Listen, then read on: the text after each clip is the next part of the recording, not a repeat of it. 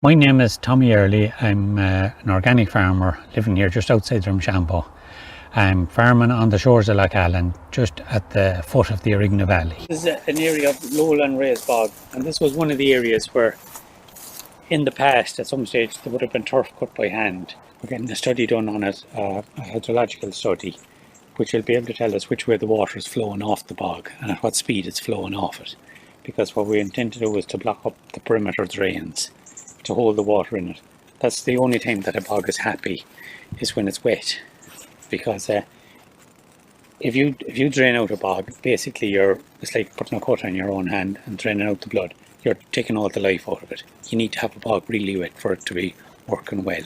That's when the mosses are growing, and it's all about mosses on a bog. They're what build up the peat. The thing about bogs is that we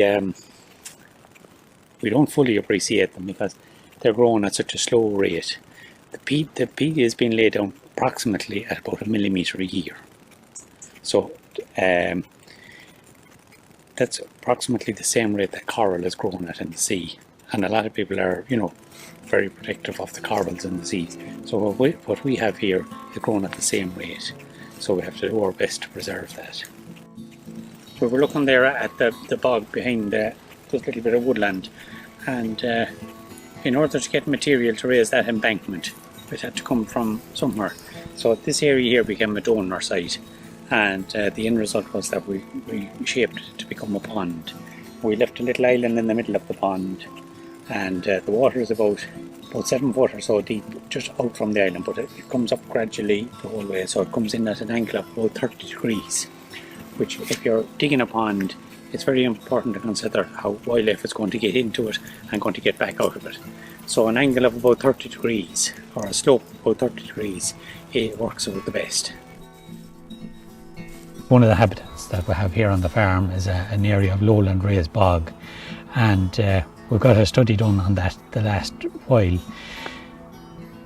And there's so many different species of moss on it and so many other plants on it, but each one is telling you something about how water is flowing on the bog. Most people just look at a bog and say, big brown area, so there's nothing happening there. But there's an unbelievable amount of stuff happening in front of your eyes. But it's just that we've lost that, I suppose, sense of connectedness with the land and with the soil under our feet. And I think once we get back up and get that re-established, we'll be on our way to getting a healthier planet.